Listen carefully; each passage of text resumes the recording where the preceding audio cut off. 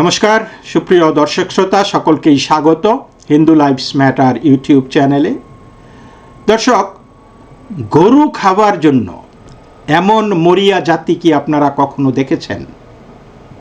ভাবুন তো, বাংলাদেশের সর্বোচ্চ বিদ্যাপীঠ ঢাকা বিশ্ববিদ্যালয়, যে বিশ্ববিদ্যালয় মুক্ত চিন্তা, সহনশীলতা, বহুত্ববাদ আর গণতান্ত্রিক মূল্যবোধের প্রতীক হওয়ার কথা, সেই ঢাকা বিশ্ববিদ্যালয়ে এখন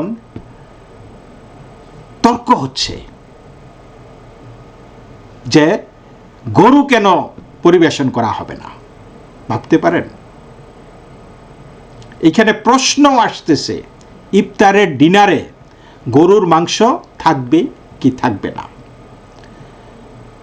শুনতে খুব মনে হচ্ছে যে একটা খুব ছোট বিষয়, তাই না? কিন্তু এই ছোট বিষয়টাই আজ রূপ নিয়েছে একটা বড় সামাজিক এবং মানসিকতার প্রশ্নে, একটা জাতীয় প্রশ্নে। মানে খাইয়া দাইয়া এই জাতির আর কোনো কাম নাই। এই গরু খাওয়া হয়ে গেছে একটা বিশাল ইস্যু বাংলাদেশের জন্য। কেন এটা হয়েছে? কারণ এই বিতর্ক কিন্তু শুধু গরু খাবারের জন্য নয়, এইটা ধর্মীয় সংবেদনশীলতা, সংখ্যালঘুর অধিকার, সংখ্যাগরিষ্ঠের আধিপত্য এবং সহাবস্থানের সংস্কৃতির প্রশ্ন। আজকের ভিডিওতে আমরা আলোচনা করব কেন কিছু ছাত্র গরুর মাংসের জন্য এত মরিয়া, কেন বিষয়টি এত বড় বিতর্কে পরিণত হয়েছে, এবং সবচাইতে গুরুত্বপূর্ণ প্রশ্ন হলো, এটা কি শুধুই খাবারের প্রশ্ন, গরু খাবারের প্রশ্ন, নাকি এর পেছনে লুকিয়ে আছে সংখ্যাগরিষ্ঠের ক্ষমতার দম্ভ? দর্শক, ঘটনার শুরু খুব সাধারণভাবে। ঢাকা বিশ্ববিদ্যালয়ের বিভিন্ন হলে রমজান উপলক্ষে ইফতার এবং ডিনারের আয়োজন করা হয়েছিল। প্রশাসন সিদ্ধান্ত নিয়েছিল যে ডিনারের মেনুতে গরুর মাংস না রেখে মুরগির মাংস রাখা হবে, কারণ এই মাংসগুলি রান্না হবে হলের ক্যান্টিনেই, যেই হলে বিভিন্ন ধর্মাবলম্বী লোক থাকে, ছাত্রীরা থাকে। আমি ছাত্রীদের হলের বিষয়টা বিশেষ করে বলতেছি। এবং এইখান থেকেই শুরু হয় বিতর্ক। কিছু ছাত্র ক্ষোভ প্রকাশ করে। তাদের দাবি, ঢাকা বিশ্ববিদ্যালয়ের ঐতিহ্যে ইফতার বা বিশেষ ভোজে গরুর মাংস একটি জনপ্রিয় খাবার। এটা তাদের দাবি। এর আগে কিন্তু গরুর মাংস দিয়েছে কিনা আমি জানি না, বাট এখন তারা দাবি করতেছে যে ইফতার বা তাদের বিশেষ খাবারের জন্য গরুর মাংস খুবই জনপ্রিয় একটা জিনিস, তাই মেনু থেকে গরুর মাংস বাদ দেওয়া উচিত হয়নি। এবং এই দাবিকে সমর্থন করে ঢাকা বিশ্ববিদ্যালয়ের শিক্ষকরা, যারা আবার দল করে আর কি, সাদা দল, জামাতে ইসলামপন্থীরা, তারা সমর্থন করে বলেছে যে গরুর মাংস দিতে হবে। এরপর ছাত্রদের একটি অংশ ইফতার বর্জনের ডাক দেয়। কেউ কেউ ইফতারের টোকেন ফেরত দেওয়ার আহ্বান জানায় এবং সোশ্যাল মিডিয়াতে শুরু হয় প্রতিক্রিয়ার ঝড়। সোশ্যাল মিডিয়ায় নানা মন্তব্য আসে। কেউ কেউ লিখেছেন, এটা ভারত না, এটা বাংলাদেশ, গরুর মাংস আমাদের আবেগ। ভাবতে পারেন, কথায় কথায় ভারত, দিল্লি না ঢাকা, এটা ভারত না। ভাবতে পারেন, গরুর মাংস নাকি তাদের আবেগ। আবেগ, গরুর মাংসে তাদের আবেগ লুকিয়ে আছে। আরেকজন লিখেছেন, দেখলাম 95% মুসলমানের দেশে গরুর মাংস রান্না করতে বাধা দেওয়া যাবে না। কেউ আবার লিখেছেন, গরুর গোশত রান্না হবে, খাইলে খাও, না খাইলে যাও। বাহ, কি চমৎকার বক্তব্য, মেজরিটেরিয়ান পাওয়ার, তাই না? আবার কেউ বলেছে, এখন থেকে প্রতিদিন গরুর মাংস রান্না করা উচিত, মানে দেখায় দেওয়া যে দেখি ফিরাও কেমনি, এটা মুসলমানের দেশ, আমরা করব, পারলে ঠেকাও। তো এই যে এই কথাগুলো, ওইগুলো কিন্তু শুধু মন্তব্য না, এগুলি একটি মানসিকতার প্রতিফলন। এটা একটা ধারণা যে সংখ্যায় বেশি মানেই সিদ্ধান্ত নেওয়ার অধিকারও বেশি, সংখ্যায় বেশি মানেই আমি যা চাইব তাই হবে।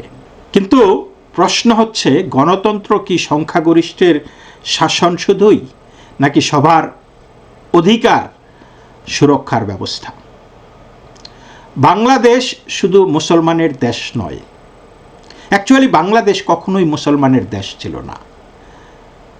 বাংলাদেশের ভূমিপুত্র আদিবাসীরা এবং হিন্দুরা, মুসলমানরা এইখানে এসেছে, উড়ে এসে জুড়ে বসেছে, অথবা ভয়ে তারা ধর্মান্তরিত হয়েছে।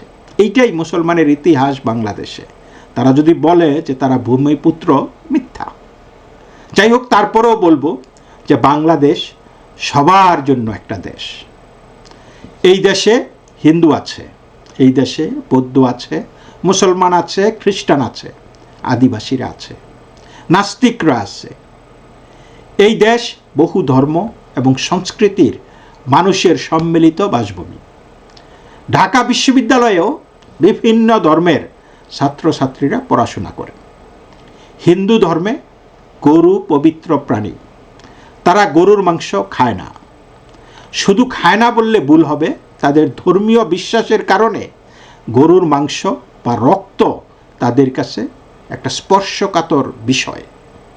এখন প্রশ্ন হচ্ছে, একই রান্নাঘর, একই হাঁড়ি পাতিল, একই চামচ, একই রান্নার লোক, যদি গরুর মাংস রান্না হয়, তাহলে একজন হিন্দু ছাত্রী কিভাবে সেই খাবারটা মেনে নেবে? এটা কি শুধুই খাদ্যের প্রশ্ন, নাকি ধর্মীয় সম্মান এবং সহাবস্থানের প্রশ্ন? ঢাকা বিশ্ববিদ্যালয়ে জগন্নাথ হল আছে। এটা মূলত অমুসলিম ছাত্রদের জন্য পরিচিত। সেখানে তারা নিজেদের ধর্মীয় সংস্কৃতি অনুযায়ী খাবার এবং পরিবেশ পায়। এটা একটা ভালো ব্যবস্থা নিঃসন্দেহে। কিন্তু প্রশ্ন হচ্ছে, অমুসলিম ছাত্রীদের জন্য এমন কোনো হল কি ঢাকা বিশ্ববিদ্যালয়ে আছে? নাই। অমুসলিম ছাত্রীদের মুসলিম ছাত্রীদের সাথে একই হলে থাকতে হয়। তাহলে সেখানে যদি একই রান্নাঘরে গরুর মাংস রান্না হয়, তাহলে কি সেটা তাদের প্রতি সম্মান দেখানো হবে? এই ঘটনায় একটি বিষয় স্পষ্ট হয়ে উঠছে, একটি মানসিকতা, সংখ্যাগরিষ্ঠের শক্তি। অনেকের বক্তব্য এমন যে আমরা সংখ্যায় বেশি, তাই আমাদের ইচ্ছাতেই চলবে, সংখ্যালঘুরা মানিয়ে নিতে হবে। এই মানসিকতা মোটেও গণতান্ত্রিক মানসিকতা নয়, এটা আধিপত্যবাদী মানসিকতা। গণতন্ত্রে সংখ্যাগরিষ্ঠতা খুবই গুরুত্বপূর্ণ, কিন্তু সংখ্যালঘুদের অধিকারও সমান গুরুত্বপূর্ণ। কারণ গণতন্ত্রের মূল দর্শন হল majority rules but minority rights must be protected. দর্শক, একটি সহজ প্রশ্ন করি, যদি সংখ্যার জোরে কোনো হলে গরুর মাংস পরিবেশন করা হয়, তাহলে কি একই যুক্তিতে সেখানে শূকরের মাংস পরিবেশন করা যাবে? অথবা কচ্ছপের মাংস, যা মুসলমানরা খায় না, সেটা কি মুসলমানরা মেনে নেবে? সম্ভবত না। তাহলে একই যুক্তি অন্যদের ক্ষেত্রে কেন প্রযোজ্য হবে না? এটাই সহাবস্থানের মূলনীতি, পারস্পরিক সম্মান। এই বিতর্ক কিন্তু নতুন নয় দর্শক। এর আগে একই ঘটনা ঘটেছিল বাংলাদেশের সুপ্রিম কোর্টের ক্যান্টিনে। সেখানে কিছু আইনজীবী দাবি করেছিলেন যে সুপ্রিম কোর্ট ক্যান্টিনে গরুর মাংস রান্না করতে হবে। মাইন্ড ইট দর্শক, যে এই সুপ্রিম কোর্টের আজন্ম ইতিহাসে গরুর মাংস পরিবেশিত হয় নাই, কারণ সেখানে বহু ধর্ম, শ্রেণী, পরিবেশের ব্যাকগ্রাউন্ডের মানুষ আছে। সেইটার প্রতি শ্রদ্ধা রেখে সুপ্রিম কোর্টের ক্যান্টিনটাকে সবার জন্য রাখা হয়েছিল। কিন্তু তাদের দাবি যে গরুর মাংস রান্না করতে হবে, কারণ যেটা তারা বলেছে যে তখন তারা সায়েন্টিস্ট সেজে গেছে আর কি, যে গরুর মাংসে নাকি প্রচুর পুষ্টি আছে, প্রোটিন, জিঙ্ক, ভিটামিন বি12, অনেক কিছু নাকি উপাদান আছে। তাদের যুক্তি, আইনজীবীরা অনেক পরিশ্রম করেন, তাই তাদের জন্য গরুর মাংস প্রয়োজন। কিন্তু প্রশ্নটা হলো, গরুর মাংস কি শুধু ক্যান্টিনেই খেতে হবে? বাসায় গরুর মাংস খাওয়া যায় না? রেস্টুরেন্টে খাওয়া যায় না?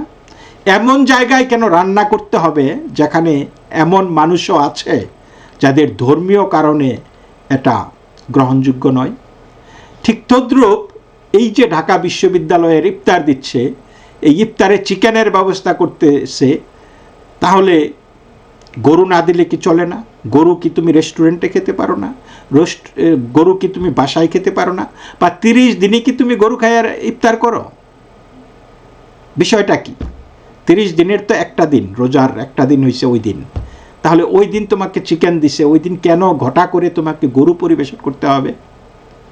তো এই বিতর্কের আসল বিষয় গরুর মাংস না, আসল বিষয় হইছে সহনশীলতা। এই দেশে শত শত বছর ধরে বিভিন্ন ধর্মের মানুষ একসাথে বসবাস করতেছে। মন্দিরের পাশে মসজিদ, পূজার পাশে ঈদ, এটাই ছিল এই দেশের শক্তি।